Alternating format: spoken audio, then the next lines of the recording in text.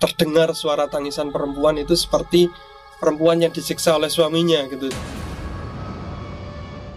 Beliaunya sempat keluar rumah mencari di sekeliling rumahnya siapa sih tetangganya yang disiksa oleh suaminya gitu. Tapi dikala semuanya didekati nggak ada suara tangisan di sekitar rumah itu gitu.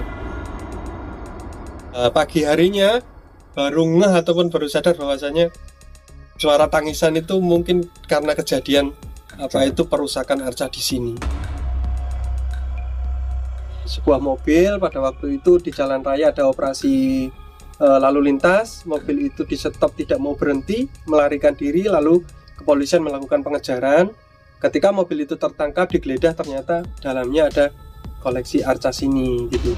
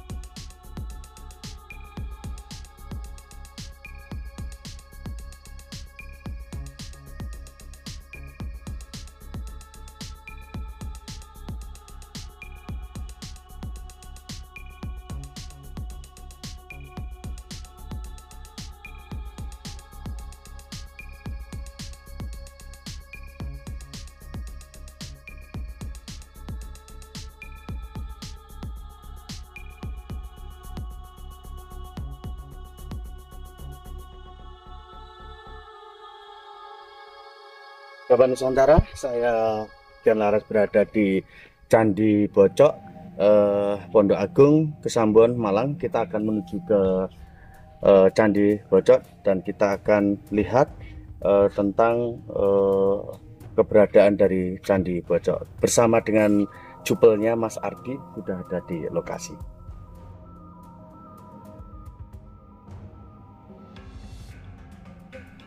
Moga-moga.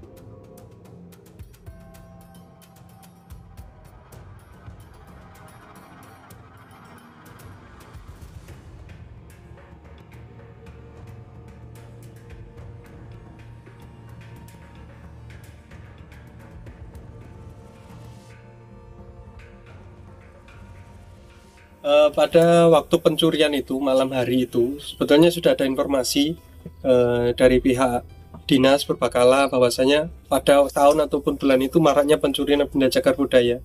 Jadi bapak saya berinisiatif untuk tidur di sini setiap malam pada bulan itu, memang full dalam satu bulan itu berjaga di sini setiap malam. Tapi pada hari itu, hari Senin itu mau berangkat hujan lebat dan kondisinya memang tidak memungkinkan untuk berangkat gitu. Jadi diputuskan untuk bapak itu tidak berangkat menjaga di sini, dan betul kejadian itu dini hari mungkin pencurian itu dicongkel tidak bisa, akhirnya dipotong ataupun ditatah dan dibodem, dan itu patah sebatas perut sini.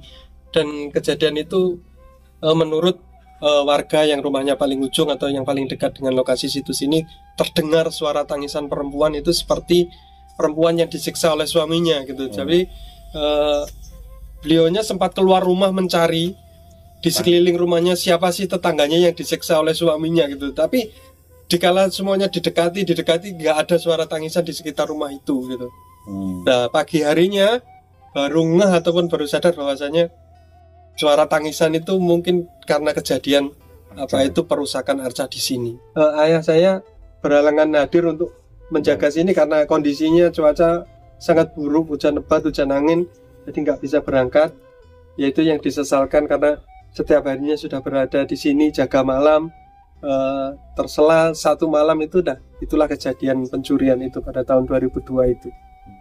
Dan kesaksian itu tadi warga sekitar terdengar suara tangisan perempuan yang seperti orang perempuan disiksa gitu. Tapi berhasil diangkat, dibawa kemana gitu? Berhasil diangkat, Pak. Kondisi hari itu hari Senin, kondisi separuh itu berhasil diangkat keluar dari lokasi sini, ditemukan di Gandusari, Blitar sana. Oh, ditemukan di Blitar. Iya, ditemukan di Blitar di sebuah mobil. Pada waktu itu di jalan raya ada operasi lalu lintas, mobil itu di stop tidak mau berhenti, melarikan diri, lalu kepolisian melakukan pengejaran. Ketika mobil itu tertangkap, digeledah, ternyata dalamnya ada koleksi arca sini gitu. Dan kebetulan pelakunya Polresnya dulu pernah tugas di Kasembon sini, jadi apal sering patroli ke sini. Ini kok seperti koleksinya Candi Bocok gitu. Lalu beliaunya menghubungi ke sini dan betul sini mengalami kehilangan dan kita kejar pencarian ke sana dan memang kita nyatakan bahwa itu koleksi sini yang sudah terpotong itu tadi. Pencurian itu pelakunya banyak, kurang lebih sekitar 12 orang itu, dan kita mendapatkan kabar bahwa keseluruhan dari pencuri atau pelaku itu mati dalam keadaan tidak wajar gitu. Kesaksiannya adalah saudaranya sendiri yang menceritakan kepada kami bahwasanya hidupnya sejak saat itu sudah berantakan, gak karu-karuan gitu. Bahkan untuk makan saja tidak bisa dan berobat pun harus disumbangkan ataupun di iuran warga RT itu untuk beliaunya bisa berobat. Dan memang akhirnya bisa dikatakan keseluruhan daripada itu pelaku meninggal dunia, dan sebagian yang berada di penjara pun mengalami kejadian-kejadian yang tidak wajar gitu. Jadi pihak kepolisian pernah menghubungi Bapak untuk bisa meredam pelaku-pelaku ini agar tidak membuat keonaran di malam hari, karena keterangan daripada pelaku itu bahwa setiap malam itu didatangi oleh perempuan-perempuan kerajaan yang membawa senjata lengkap untuk menyiksa orang-orang yang pelaku itu. Jadi setiap malam itu teriak-teriak di dalam penjara. Akhirnya beberapa orang ini diasingkan atau diberikan penjara sendiri agar tidak mengganggu warga lain yang berada di lapas itu gitu. Jadi kejadian itu bukan karena karangan kami, tapi keterangan daripada pelaku-pelaku itu sendiri gitu, bahwa malamnya mengalami kejadian-kejadian seperti itu gitu. Pelakunya dari mana aja itu?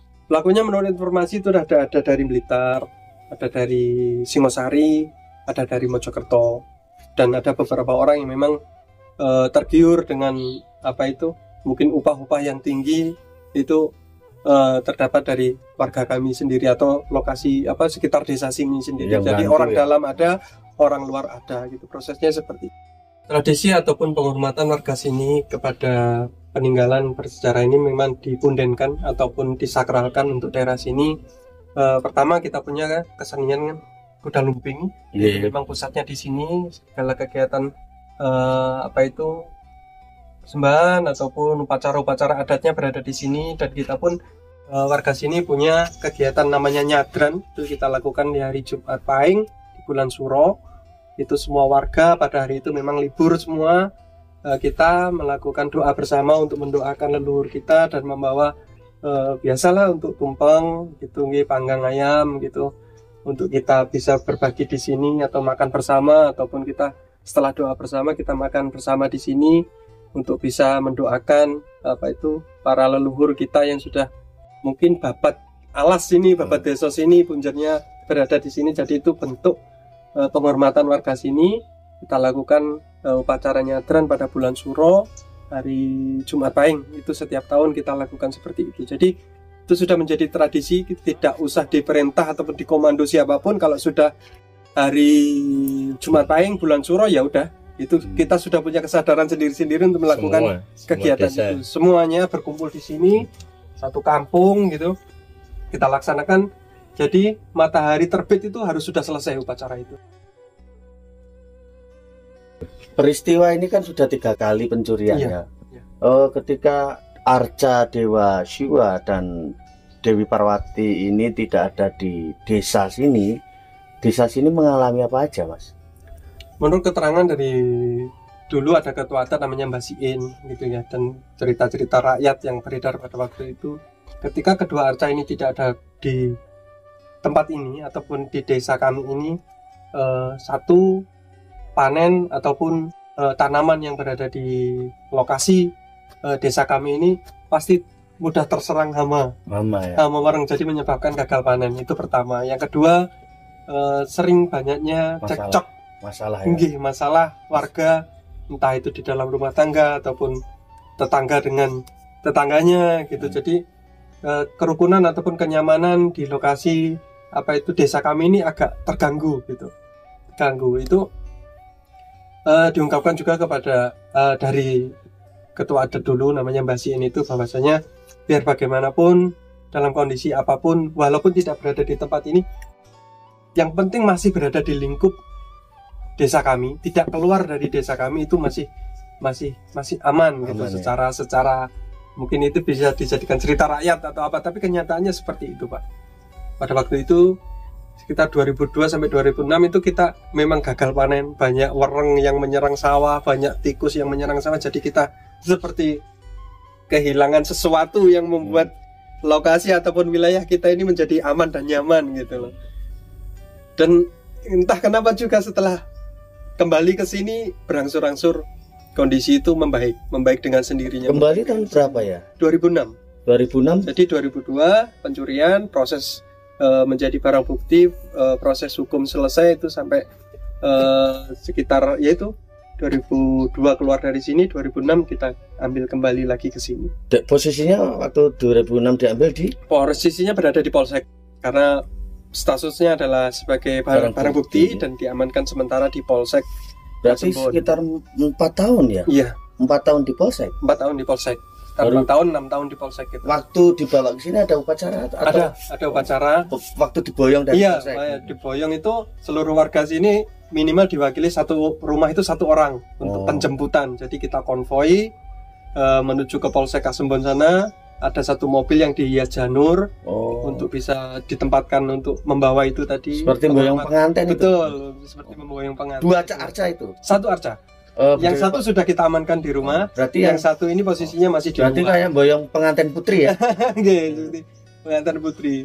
Dan menurut ketua adat kami bahwa datangnya ke sini harus disambut tanggapan atau kemeriahan dari kuda lumping dan dulu ada namanya kayak gambus orkesan gitu. Pokoknya ada keramaian untuk menyambut itu supaya warga itu berkumpul untuk menyambut arca itu Mbah Putri itu kembali lagi ke tempat asalnya gitu. Jadi prosesnya dulu seperti itu. Jadi dulu tuh kejadian pengambilan itu enggak karnaval Agustusan, tapi seperti kita tuh karnaval sendiri di Agustus. Mantu Agung. Rame betul nggih. Pernikahan Agung itu. Betul. Jadi kita satu kakak itu diwajibkan keluar satu orang itu wajib. Kalau mau ikut semuanya monggo, tapi hari itu memang libur semuanya, nggak ada yang bekerja.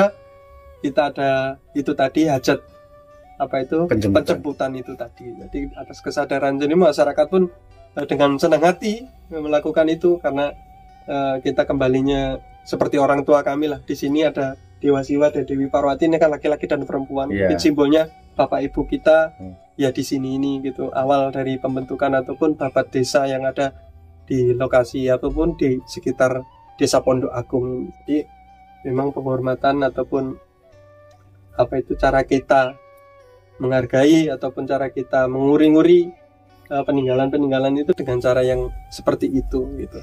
Kita pun sebetulnya nggak tahu kejadian itu siapa pelakunya yang dari dalam, terutama orang yang dari dalam itu nggak tahu sama sekali. Lambat laun dengan berjalannya waktu keluarganya sendirilah yang membuka kejadian ini.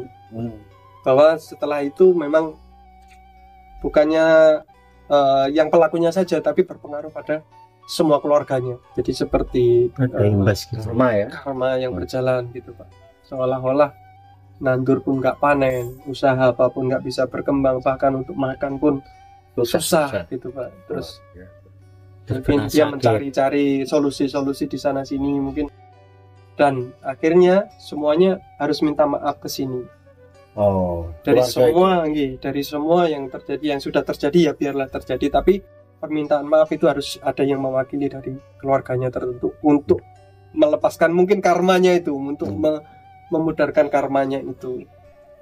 Jadi memang ya itu, kalau keluarganya sendiri yang nggak membuka kejadian itu, kita pun nggak tahu gitu, nggak tahu, karena kita pun siapa pelakunya juga nggak tahu. Yang kita tahu cuma 4 orang ini yang dari luar kota itu yang menjadi penanggung jawabnya gitu, dan semuanya pun ya mengalami kejadian yang aneh di penjara seperti itu gitu. Toh yang tidak tertangkap ataupun tidak terdeteksi pun mengalami hukumannya sendiri. Yang ini hukumannya sendiri, yang sebelah sini hukumannya pun sendiri. Jadi sama-sama mendapat hukuman sendiri-sendiri dari perbuatan atau karmanya itu. Di sini tempatnya apa? Mencari dalam tanda kutip mungkin pesugihan atau apa. Jangan pernah di sini. Itu.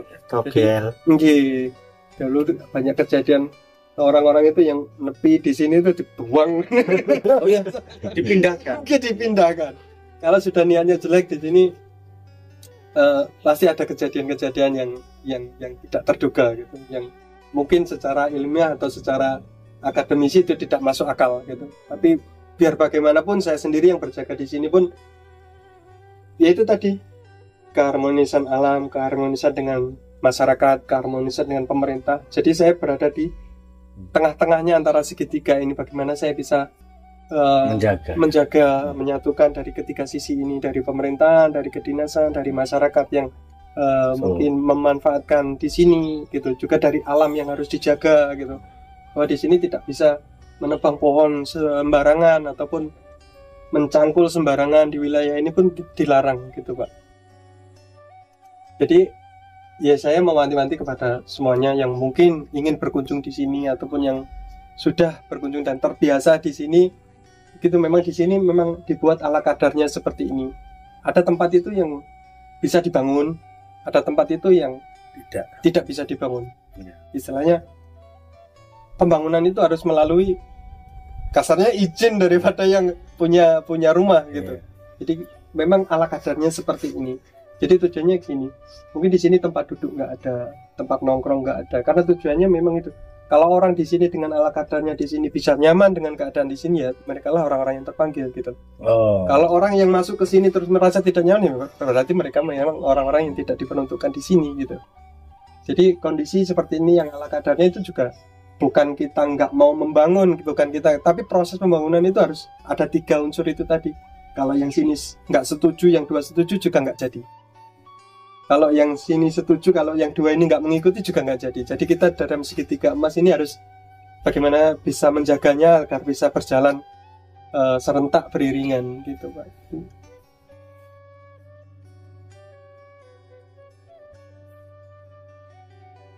Bahkan pada saat kita nyadran itu pasti dari saudara kami umat Hindu itu pasti tahu jadwalnya. Dan kesini pada malam itu.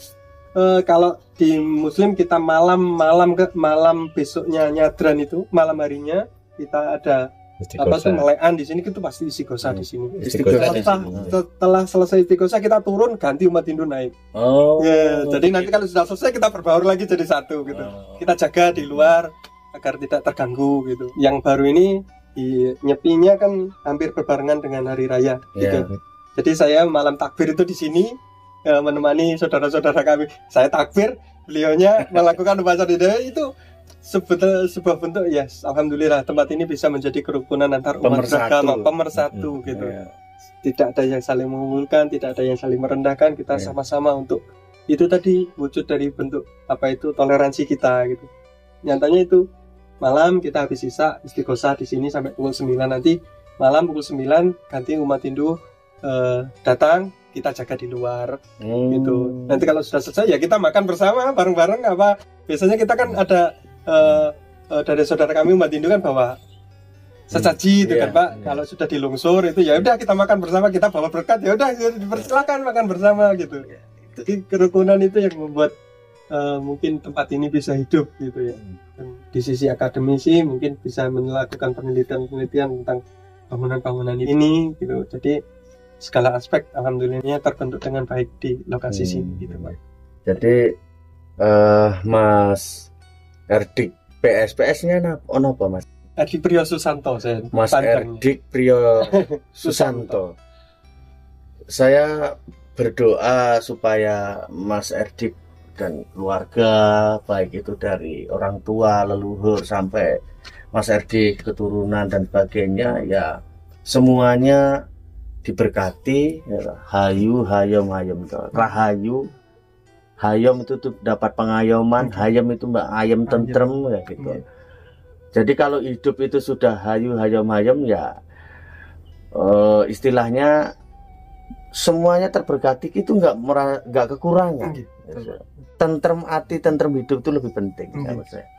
Ya semoga di tempat ini, karena di dalam prasasti katanya apa Mas prasasti bunyinya? Tadi lupa saya. Pengarep Rabuyut Jiwa.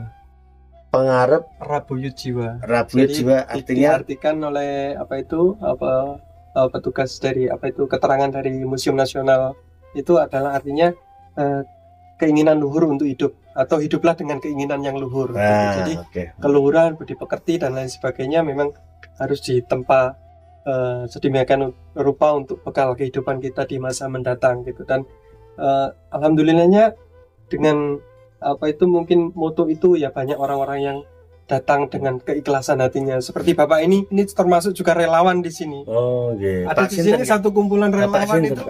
Suwardi. Pak Suwardi relawan di sini. Kadang kalau beliau lagi senggang juga ikut bersih-bersih, ikut nanam bunga, ikut merawat tempat ini gitu. Ada ramai dulu Pak orang yang mungkin punya rezeki, ayo bangun ini gitu ya.